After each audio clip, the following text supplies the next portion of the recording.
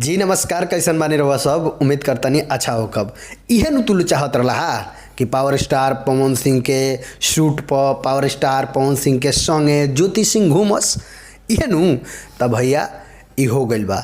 अब power star Pawan Singh आ ज्योति सिंह के बीच में विरोध केहू पैदा कर नहीं सकत।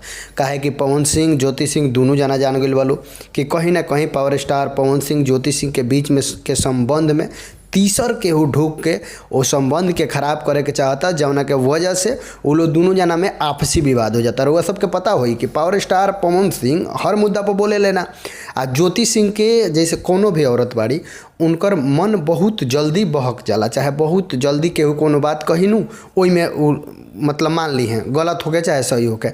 तो कहीं ना कहीं पावर स्टार पवन सिंह के धर्मपत्नी ज्योति सिंह भी समझ गई बड़ी जे हमारी घर बिगाड़े के संबंध बिगाड़े के लोग चाहता अपन न्यूज अपन घर चलावे खातिर। तो कहीं ना कहीं पावर स्टार पवन सिंह ज्योति सिंह अब एक संग बालो का कहें भैया करवा। देखिए आई होके चाहिए हमनी के ओइ दिने कहले रहे सन कि पवन सिंह या ज्योति सिंह एके रही लो, अलगे नहीं होके वाला लो। कैसे कि पवन सिंह के अभी कुछ मूड नहीं है। पवन सिंह भले ना बोलस भले ना कहस कुछ, लेकिन जाने के चाहिए। लेकिन ई जौन फोटो वायरल होता है जौन तू लोग देखत रहो, ई नकली फोटो है, ठीक बा, नकली फोटो है, जोड़ल फोटो है पवन सिंह ज्योति सिंह के। अभी तक ले पवन सिंह ज्योति सिंह लेकिन भैया बहुत सारा करीबी लोग से ई पता चलता जे पवन भैया ज्योति भाभी एक बालो।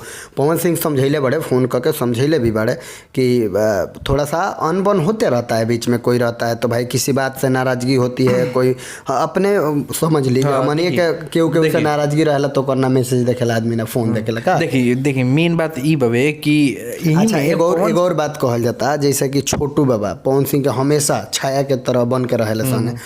उनकर का नाम बा कि ई कॉल रिकॉर्डिंग जौन वायरल भइल बा ई ज्योति सिंह ना। देखिए ई गलत बात बा, हमने की ज्योति सिंह की आवाज नहीं सुन ले वो नहीं कन सुन ले। ई गलत बात बा कि ज्योति सिंह की आवाज ना हो, वो ज्योति सिंह की आवाज हो, उसमें ज्योति सिंह कहतरी, ठीक बा।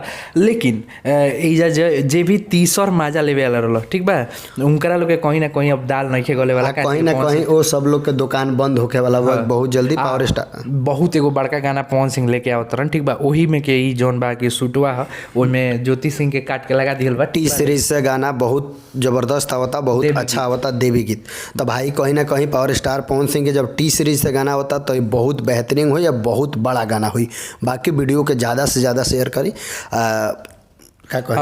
देखा अपन अपन राय जरूर दिहलो कि ज्योति सिंह पवन सिंह के एक साथ रहे के चाहिए कि ना रहे के चाहिए। आ एगो और चीज़, चैनल के ज़्यादा से ज़्यादा सब्सक्राइब कर लो। देखो बहुत लोग वीडियो देखेला लेकिन सब्सक्राइब ना करेला, कहीं से कि हम देखले बनी ग्राफ, ठीक बा, तो सब्सक्राइब कर लो चैनल। बाकी मिलते हैं अगला वीडियो में, तब तक खातिर नमस्कार।